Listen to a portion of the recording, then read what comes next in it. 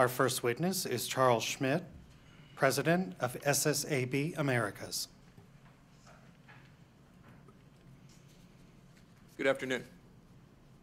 Thank you for the opportunity to testify today. My name is Chuck Schmitt, and I serve as President of SSAB Americas and current Board Chairman of the American Iron and Steel Institute.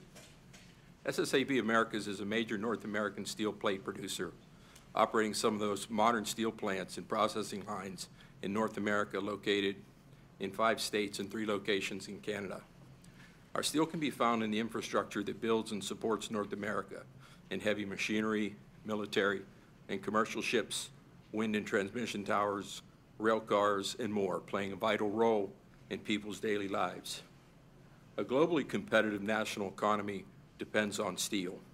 Our products meet the highest standards for excellence, with the applications critical in the energy sector and transportation infrastructure, and provide the raw materials to defend America. Our people are highly skilled and operate the safest mills in the world. We are trusted employers who are active, invested in the communities in which we operate. Our industries build value for shareholders, employees, and our nation. But our commitment to excellence and progress doesn't stop there. American steel producers and our workers are helping the U.S. reach national and global energy efficiency and environmentally sustainable goals. Today's advanced high-strength steels allow for cars and trucks to be produced with much improved performance and fuel efficiency. New steels are used in modern wind turbines, energy-efficient applications for buildings, machinery, and equipment. Moreover, steel is 100% recyclable. And at SSAB, we also recycle millions of gallons of water, tires, and other metals every year during the steel manufacturing process. We utilize renewable electrical energy, specifically wind energy bought from Mid-American Energy in Iowa through their certified renewable program. In fact, with the help of partnership of Mid-American, we're the top user of wind energy in the state of Iowa, using sustainable power that is produced by Mid-America's advanced wind turbines, many of which were built using U.S.-produced steel. Despite all these great advancements in environmental stewardship, we live in a global marketplace, and it is an unfortunate fact that many countries still routinely subsidize energy prices for their steel industry. Many of these same countries have significantly weaker controls on emissions and environmental regulations. While the U.S. steel industry works every day to reduce the environmental footprint of our operations, producers in other countries are allowed to operate with little to no regard for the environment and with the financial help from, and in many cases ownership by, their governments. This simply creates an unfair global market, and one in which it's almost impossible for us to compete.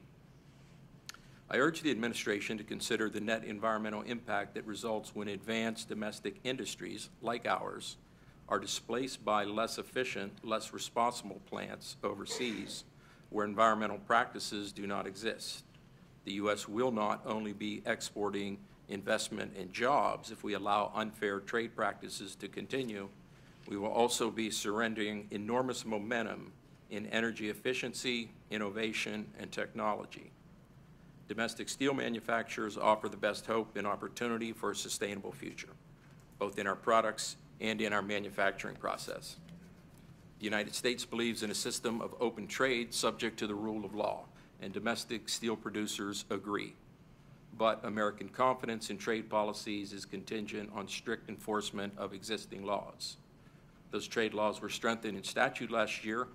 Policymakers from both sides of the aisle recognized the need to hold rule breakers accountable and provided tools to help us fight back. SSAB is pleased that recent preliminary investigations validated our claims on the widespread dumping and extensive unfair subsidization taking place. But we also expect that final investigations and calculations will result in higher duties for identified countries.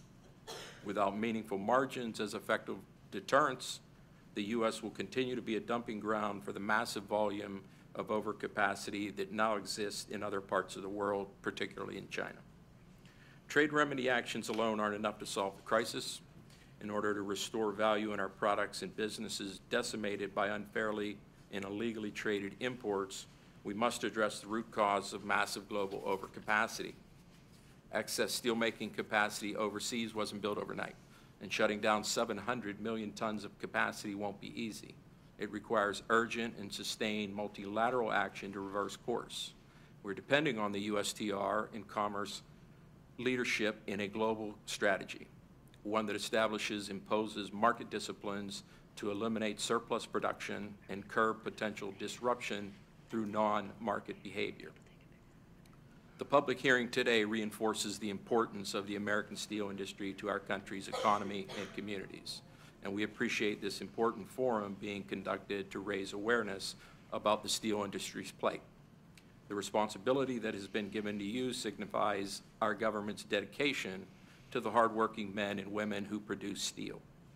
We know that with your help, our domestic industry can continue its world-class leadership, providing the finest steel that our country demands, doing the work we love, and building the American dreams our families hold dear.